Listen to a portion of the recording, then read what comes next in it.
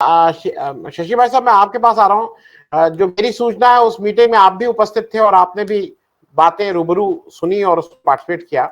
मैं इसलिए ये पूछ रहा हूं आपसे कि सतपाल मलिक साहब एक चीज और कह रहे हैं, और वो एक चीज कह रहे हैं, जान अपनी आशंका कह रहे हैं कि वो हो सकता है कि मेरी जान भी है। लेकिन उसके बाद वो दूसरी बात जब कहते हैं तो वो कहते हैं कि भाई एक याद रखेंगे कि मैं जिस कौम में आता हूं उस कौम में लोग याद रखते हैं, और इनडायरेक्टली धमकी है कि भाई अगर तुम मेरी जान लोगे तो यहाँ के लोग याद रखते हैं।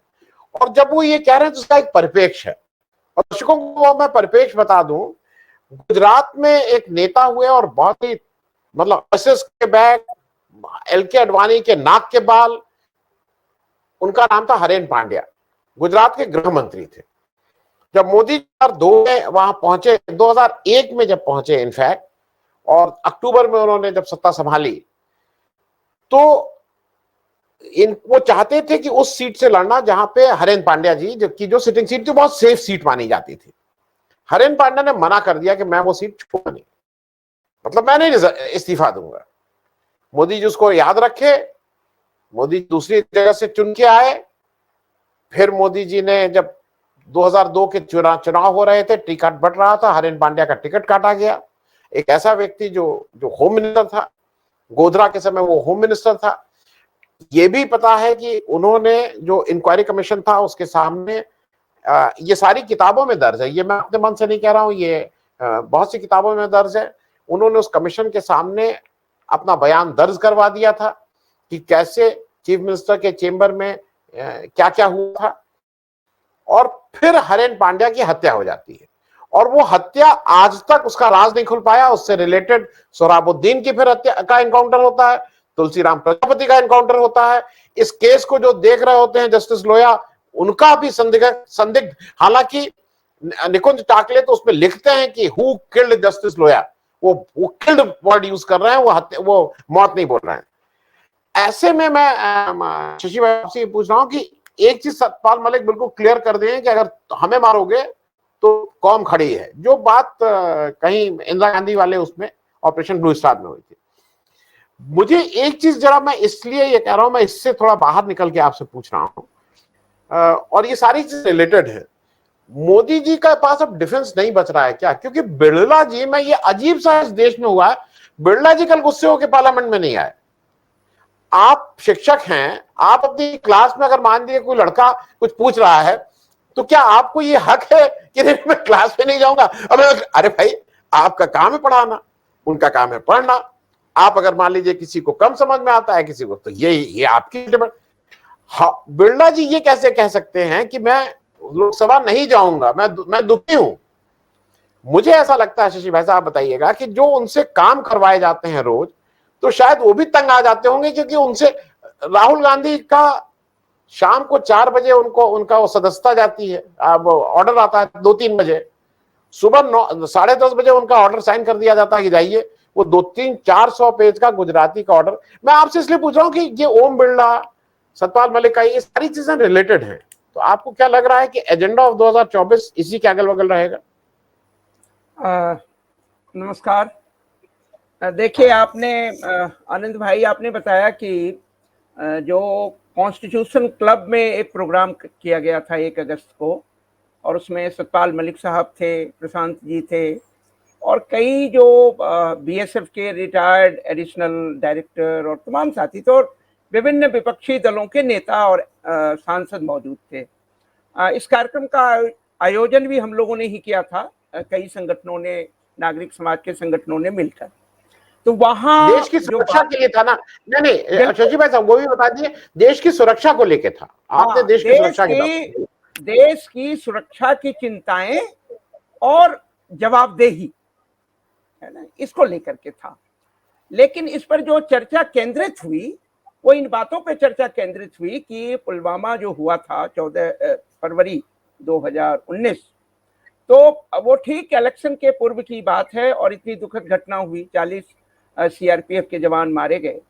तो सतपाल मलिक जी ने ब्यौरेवार तरीके से बताने की कोशिश की कि किस प्रकार से उन्हें उनसे जो सीआरपीएफ के जवानों को जाना था, उसके लिए होम मिनिस्ट्री से जो है एयरलिफ्टिंग के लिए हवाई जहाज मांगे गए थे और काफी पहले ये सूचना उनको आशंका जाहिर करते हुए दी गई थी, किंतु उन्हें ये प्रोवाइड नहीं किया गया।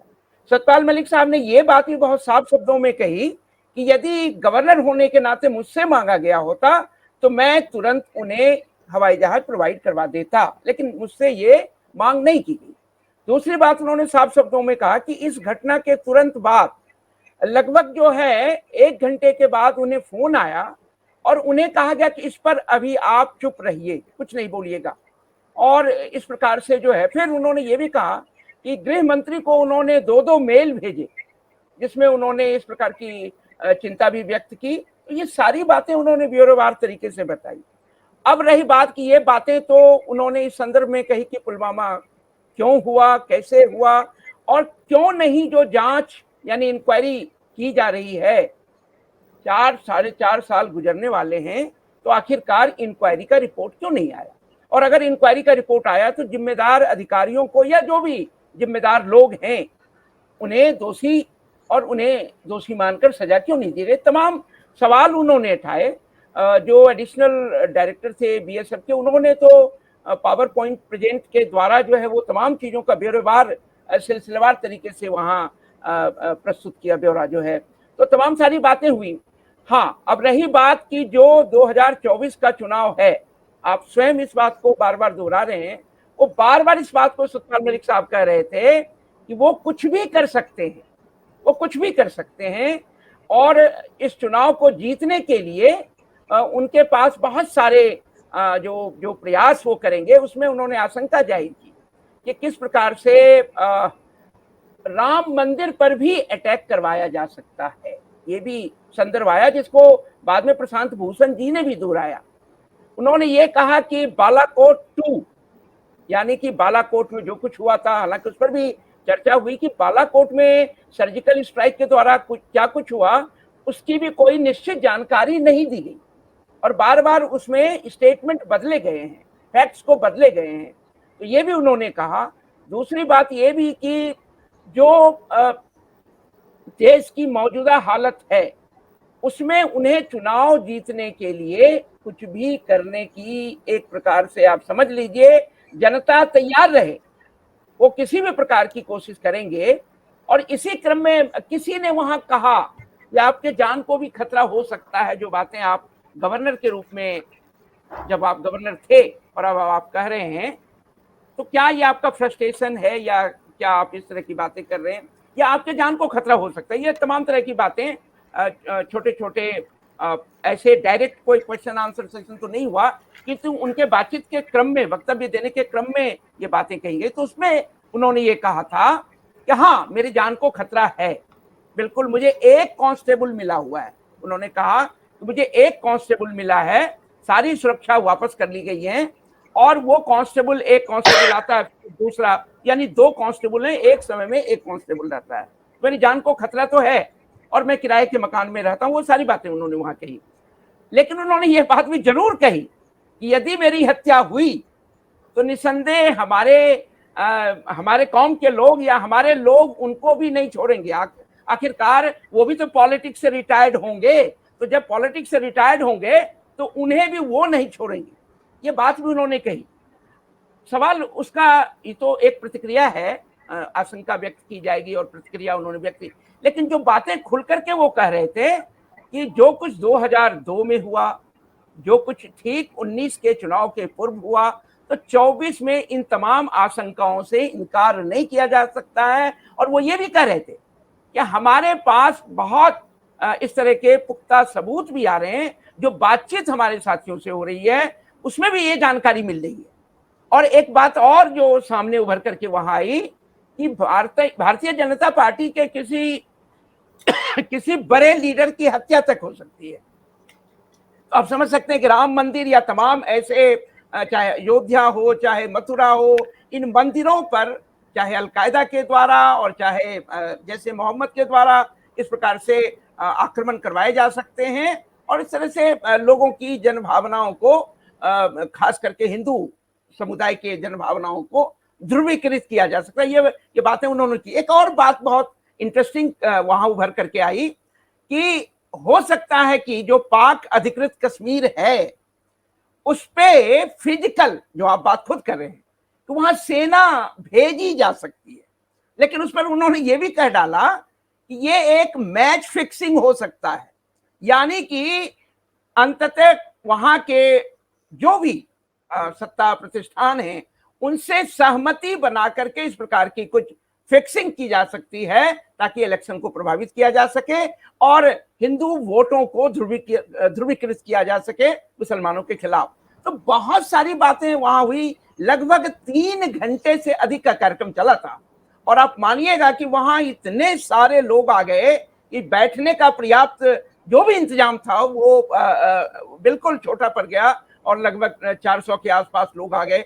एनीवे, जो बात है, धीरे धीरे जनता को ये बात समझ में तो आने लगी है कि भारतीय जनता पार्टी ने जो वायदे किए, चाहे 2014 के वायदे हों, उसके बाद 2019 के वायदे हों, और अब तो तीसरे टर्म की मांग करते हुए वो सपनों को पूरा करने की बात कर रहे हैं। तो मेरा एक सवाल यहाँ है कि क्या 2 टर्म में वो भारतीय जनता को सपने दिखाने की कोशिश कर रहे थे, अब कह रहे हैं कि सपने को पूरा करेंगे? तो 10 साल जो व्यक्ति किसी देश की जनता को सपने दिखाने के लिए लगाए, तो फिर वो सपनों को पूरा करने के लिए तूने, मुझे लगता है कि 10-20 दशक की आवश्यकता होगी। तो यानी कि कहने का मतलब है कि जो बातें वो कर रहे हैं और उन्हें उम्मीद यही है कि सिवाय हिंदू मुस्लिम यानी जो धार्मिक ध्रुवीकरण है उसके अलावा उनके पास सचमुच में कोई विकल्प है नहीं। और आप जान लीजिए कि वहाँ और भी साथी थे और खास करके महिलाओं के लिए जो वॉर विडोज हैं उनके लिए काम करने वाली सैनिक की पत्नी और तमाम, उन्होंने जिस अंदाज में बताया कि सरकार की कम से शहीदों के प्रति और शहीदों की विधवाओं के प्रति जो रवैया है वो कितना खतरनाक है, कितना दुखद है। तो मैं कहता हूं कि ये सारी बातें, और इसमें कोई डाउट नहीं है कि भारतीय जनता पार्टी यानी मोदी जी के नेतृत्व में वो बार बार उनकी यही कोशिश होगी कि किस प्रकार से हिंदुओं की जनभावनाओं को, है ना, भड़काया जाए। और फिर अब जानते हैं कि भावनात्मक जो मुद्दे होते हैं उसमें व्यक्ति, सामान्य व्यक्ति विवेक का प्रयोग नहीं करता है, विवेक को कुंद कर दिया जाता है भावनाओं के द्वारा। तो निसंदेह जो है वो ऐसी कोशिश करेंगे, चाहे वो इस प्रकार का कोई भी प्रयास करें। तो सतपाल मलिक जी ने और तमाम प्रशांत भूषण जी और अन्य साथियों ने जो वहां आशंका जाहिर की है, और बार बार उन्होंने एक और बात कही कि सरकार को चाहिए कि इन धार्मिक स्थलों की पर्याप्त सुरक्षा करे ताकि आगे वो ये नहीं कहें कि इस प्रकार की घटना हुई, जिम्मेदारी उनकी तय होनी चाहिए कि अगर ऐसी घटना होती है तो अगर वो सुरक्षा पर्याप्त नहीं देते हैं तो ये जो उन्होंने आगाह भी किया तो सुरक्षा का इंतजाम करें। तो मुझे लगता है कि ये बहुत जरूरी उन्होंने जो है जनता के सामने सवाल भी उठाए, और ये भी है कि जनता को इन सवालों से अवगत कराने के लिए सतपाल मलिक या तमाम सारे लोग वो एक तरह से जगह जगह जाएंगे भी, जनता को इस बात को बताने की भी कोशिश होगी। और बताने की कोशिश इसलिए होगी ताकि भारत को आज जो कुछ मणिपुर में हो रहा है, अब जो हरियाणा के कुछ इलाकों में हो रहा है, आज आपने देखा होगा कि दिल्ली में विश्व हिंदू परिषद और बजरंग दल के लोगों ने कई इलाकों में जुलूस निकाले, प्रदर्शन निकाले और खुले शब्दों में मुसलमान भाइयों के लिए कहा कि उनकी रेवरियां जो है उनको मत वहां से हटाओ, उनके जो तमाम तरह के उनके कार्य हैं उनको रोको और हम उत्तराखंड बनाएंगे, यानी उत्तराखंड से मुसलमानों को भगा रहे हैं, यहाँ से भी भगाएंगे। तो ये ऐसी बातें हो रही हैं। तो आप साफ समझ सकते हैं कि भारतीय जनता पार्टी मोदी जी के नेतृत्व में क्या करने जा रही है, और चुनाव जीतने के लिए वो कुछ भी कर सकते हैं। और हमें और इस देश की जनता को, सभी लोगों को इस बात के लिए तैयार रहना चाहिए और किसी भी ऐसे भावनात्मक ट्रैप में नहीं आकर के उनको फिर से एक बार उनकी जीत सुनिश्चित कर दें, ऐसा न हो। तो इसीलिए ये बातें हो भी रही हैं। हम लोग की भी कोशिश यही है कि let the people know the reality. जो वो समझ रहे हैं कि ये महानायक हैं उनके, ये महानायक अपने नायकत्व को बचाने के लिए क्या कुछ कर सकते हैं, इस बात को समझने की जरूरत है। धन्यवाद। जी जी मैं शशि शेखर भाई साहब आपसे एक दो चीजें, मैं जरा एक चीज शशि भाई साहब जल्दी से पूछ लूं आपसे। जब हम लोग बड़े हो रहे थे तो हिंदू रिफॉर्मिस्ट में 3-4 नाम आते थे। विवेकानंद जी का आता था, दयानंद सरस्वती का आता था, ज्योतिबा फूले साहब का आता था, राजा राम मोहन रॉय का आता था।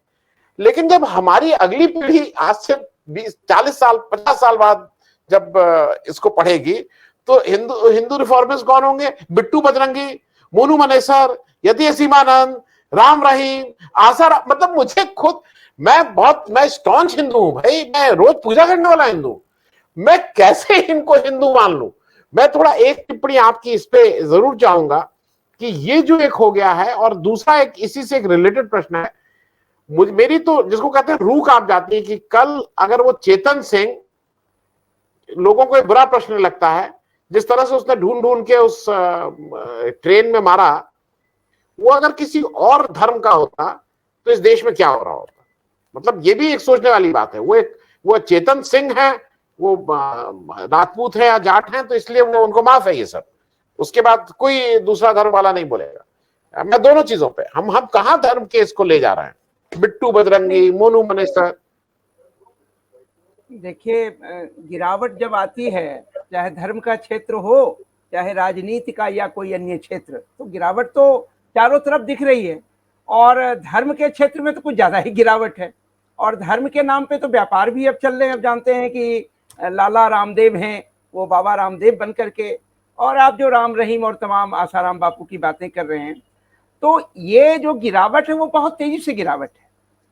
जिन नामों को आप, जिनका जिक्र करेंगे, जो हम जिनको पढ़ करके हम विद्यार्थी जीवन में बड़े हुए हैं, वो रिफॉर्मिस्ट थे।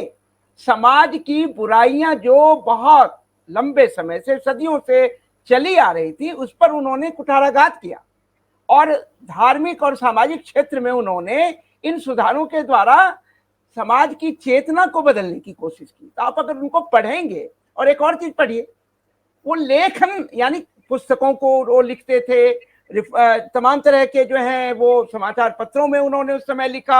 आप सोचिए कि उनकी विद्वता, तो कोई भी परिवर्तन की बात करने वाला व्यक्ति जब तक ढंग से पढ़ा लिखा और विवेकशील नहीं हो, वो बुद्धि से, अपने विवेक से जब उस पर विचार नहीं करे, तो फिर वो रिफॉर्म कैसे कर सकता है? ये रिफॉर्मिस्ट नहीं है, ये नफरत फैलाने के लिए तैयार किए गए हैं। ये सारे जो है तैयार किए गए हैं। और चूंकि सत्ता में, जो सत्ता प्रतिष्ठान में जो लोग बैठे हुए हैं, और उनकी जो विचारधारा है, वो विचारधारा ही नफरत की, हिंसा की, दंगाई विचारधारा है, और सांप्रदायिक राजनीति करके एक बहुमतवादी लोकतंत्र की स्थापना करना चाहते हैं। तो इन्हें तो हिंदू धर्म से जोड़ना भी एक तरह से हिंदू धर्म का अपमान है। जो हिंदू धर्म की आलोचना भी हो सकती है। देखिए, धर्मों की जो मैं दुनिया के सभी धर्मों की बात कर रहा हूँ, धर्म का जो चरित्र रहा है, और धर्म को राज्य सत्ता ने जिस प्रकार से समय समय पर इस्तेमाल किया है, और राज्य सत्ता और धर्म का जो गठजोड़ रहा है, लेकिन इसके बावजूद भी कम से कम समाज में धार्मिक और राजनीतिक और तमाम सामाजिक सुधार की बात करने वाले, अगर आप क्रिश्चियनिटी में भी देखेंगे, तो मार्टिन लूथर ने, जो पहले मार्टिन लूथर हुए, उन्होंने, वो तो पादरी थे, जो पूरा का पूरा मूवमेंट चला, और बाद में प्रोटेस्टेंट मूवमेंट और तमाम। तो आप जानते हैं कि ऐसे लोगों ने धर्म को, अपने धर्मों को, उसको जो है सुधारने की कोशिश की। तो जिनका नाम आप ले रहे हैं, तो दे आर क्रिमिनल्स, या हार्डकोर क्रिमिनल्स हैं, and they are protected by the people sitting in power. वो उनके द्वारा उनको इस्तेमाल किया जा रहा है। जनता इस बात को समझे कि आप अपने धर्म के ठेकेदार किनको बना रहे हैं। या तो कोई लाला रामदेव बन जाएगा, कोई आसाराम या राम रहीम या कोई इस प्रकार के, ये तो उनसे भी आगे है। ये समान साहित्य, एक तो ये समझने की जरूरत है। दूसरी बात ये है कि जो बात आप कहने की कोशिश कर रहे हैं, और मैं उस संदर्भ में एक बात कहना चाहता था, जो बात आपने पहले उठाया था स्पीकर और इनके राज्यसभा के सभापति के लिए। देखिए, ये संवैधानिक पद हैं, और एक ये माना जाता है कि वो निरपेक्ष है। वो निरपेक्ष का मतलब होता है कि किसी दल विशेष से उनका संबंध नहीं होगा, और सदन के संचालन संविधान और पार्लियामेंट के जो डेमोक्रेसी के प्रिंसिपल्स हैं उसके द्वारा करेंगे।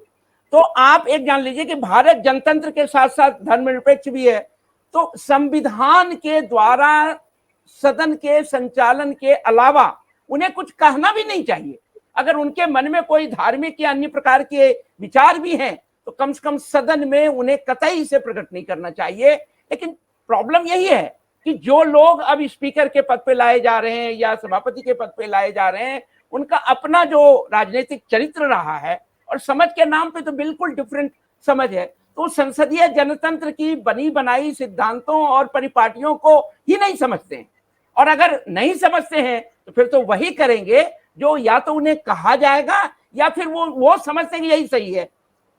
संस्थानीकरण जब होता है किसी देश विशेष का या किसी राज्य की राजनीति का, तो उसमें ये सारे मूल्य मायने रखते हैं। इसीलिए किसी भी शिक्षा मंत्री को ये कहना कि आप वेदों को लोगों के बीच में बांटिए, अपने आप में गैर कानूनी और असंवैधानिक है। मैं नैतिकता की तो बात ही नहीं कर रहा हूं। नैतिकता कुछ और चीजें होती हैं, लेकिन कानून में जो स्पष्ट चीजें हैं कि किसी भी धर्मनिरपेक्ष राज्य के संवैधानिक पद पर बैठे हुए व्यक्ति को किसी धर्म विशेष के किसी भी पुस्तक या किसी भी धर्म ग्रंथ को बांटने की वकालत करना या बांटने की बात करना वो असंवैधानिक है। और इसके लिए उनके खिलाफ जो है संवैधानिक कार्रवाई होनी चाहिए कि इस पद पर बैठ के आप वो ऐसा कह ही नहीं सकते हैं।